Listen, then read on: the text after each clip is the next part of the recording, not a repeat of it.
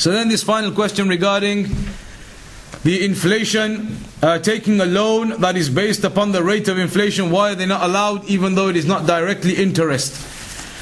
Loans and these types of things, basically, in a nutshell, a loan is money. You are taking money. When you take that money, you are taking the loan or this debt you're now in. It is money. When you repay money, Islamically, money for money has to be equal amounts. And this they mention in the books of fiqh, in the books of buying and selling and business. Money for money has to be equal.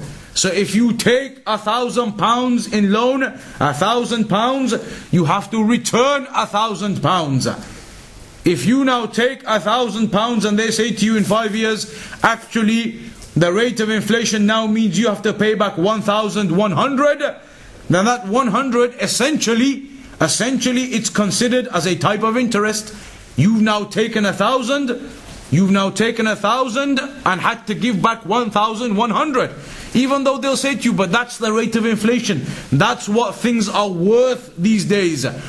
In those days when you took 1,000, you could buy a car. Nowadays, 10 years later, you can't get any cars for 1,000. Inflation, they're all worth 1,100. So you have to give us 1,100. To the mind, it may seem logical when you look at it, but it's not. You're basically then buying money for a higher rate of money. And it isn't correct. And this is what some of the scholars have mentioned. Myself, I've heard directly from some of the scholars saying that you cannot take loans if you're going to have to pay them back at the rate of inflation. Because then essentially you're taking whatever it is, 5,000, and you're giving them back 6,000 or 5,500, whatever the amount may be. So you're giving back more than you took. Even if they say, but this is what the value of things is now. This is the rate of inflation now. That isn't the Islamic way of doing it. And that isn't never, or that has not been mentioned in the Islamic transactions of taking wealth or debt in that way. Because that is essentially a type of interest. There's something they mention, and we'll have to conclude upon this, the time is going again. They say there's a deception that some people they do sometimes to get out of interest, just as a side benefit. Let's say for example now, we know interest is haram.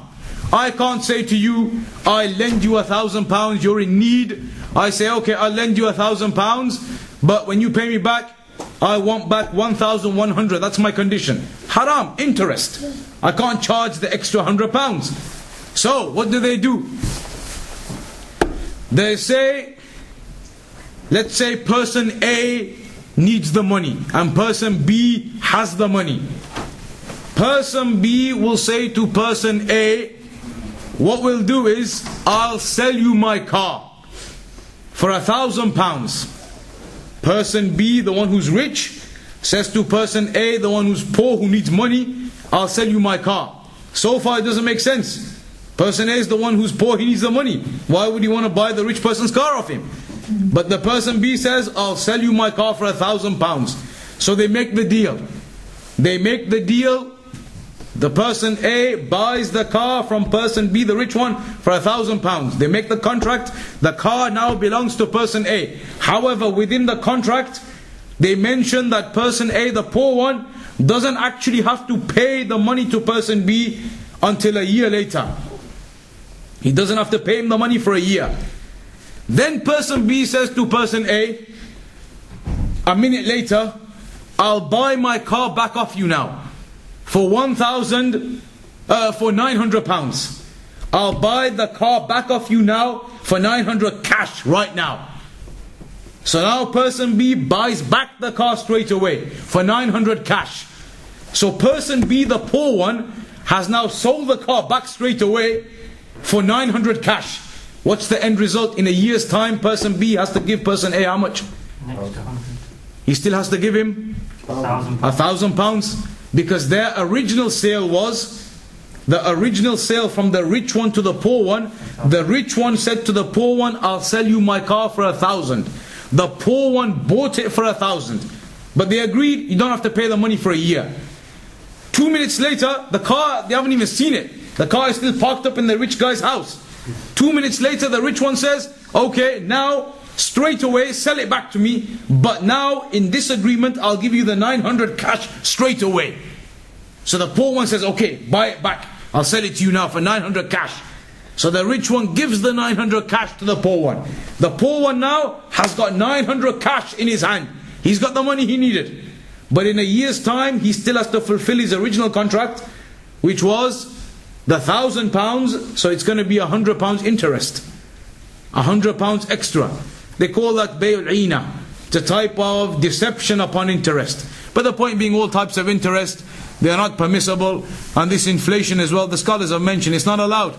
So the rest of the questions talks about university and going there. If the only way of going is taking these loans, then it is not correct. وَمَنْ يَتَّقِ اللَّهَ يَجْعَلْ لَهُ مَخْرَجًا. Whomsoever fears Allah, then Allah will make a way out for him. It is better to be halal and to take the halal means, and Allah will make the affair easy for that person taking the halal means, as opposed to the one who takes the haram. So it is not permissible to take these loans with inflation. That is not the Islamic way. We'll have to conclude there now, and inshallah, like we say, there'll be a general lecture again next week.